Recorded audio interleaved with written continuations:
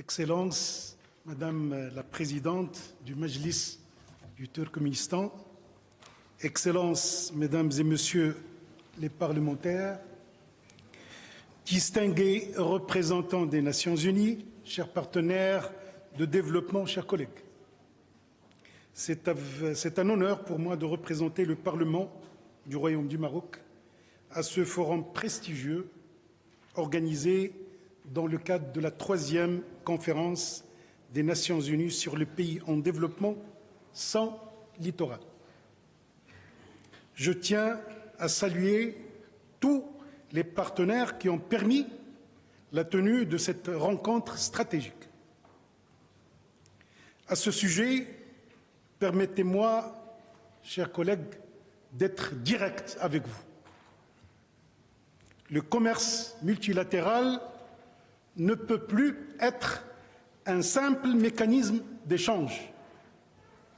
Il doit devenir un moteur de justice territoriale,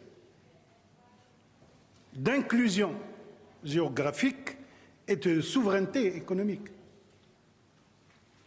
Cela suppose que la voix des pays sans littoral soit mieux entendue et que les engagements en matière d'infrastructures, de financement et de facilitation douanière soient effectivement tenus. Excellences, Mesdames et Messieurs, notre responsabilité en tant que parlementaires dépasse le cadre législatif. Nous portons la voix des citoyens, veillant à la bonne gouvernance et assurant une utilisation équitable des ressources publiques. Notre mission est aussi de bâtir des ponts entre les peuples et de promouvoir la coopération internationale. C'est ça notre rôle de parlementaire.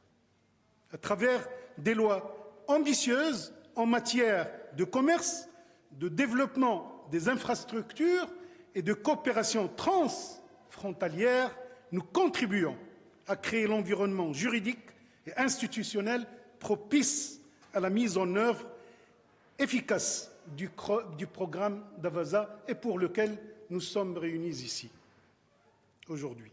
Excellences, Mesdames et Messieurs, c'est dans cet esprit que Sa Majesté le Roi, Mohamed VI, roi du Maroc, a lancé en novembre 2023 l'initiative atlantique qui vise à ouvrir un accès stratégique à l'océan Atlantique pour plusieurs pays du Sahel enclavés. Il y a le Mali, il y a le Burkina Faso, il y a le Niger et il y a le Tchad. Cette initiative ne se limite pas à une ambition logistique.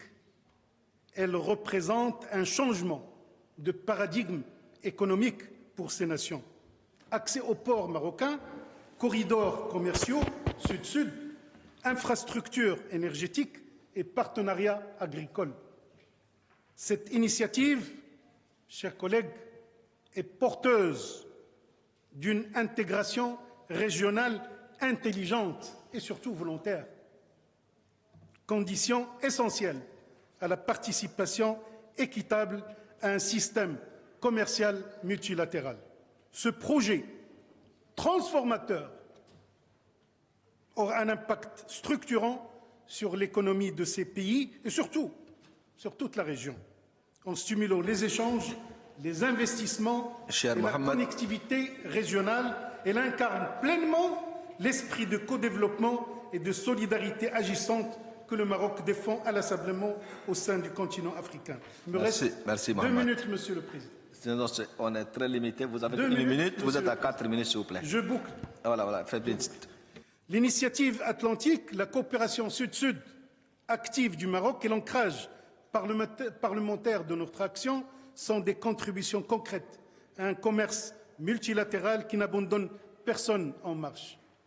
C'est dans cet esprit que nous sommes ici réunis, chers collègues, pour passer du discours à l'engagement et de l'engagement à la transformation.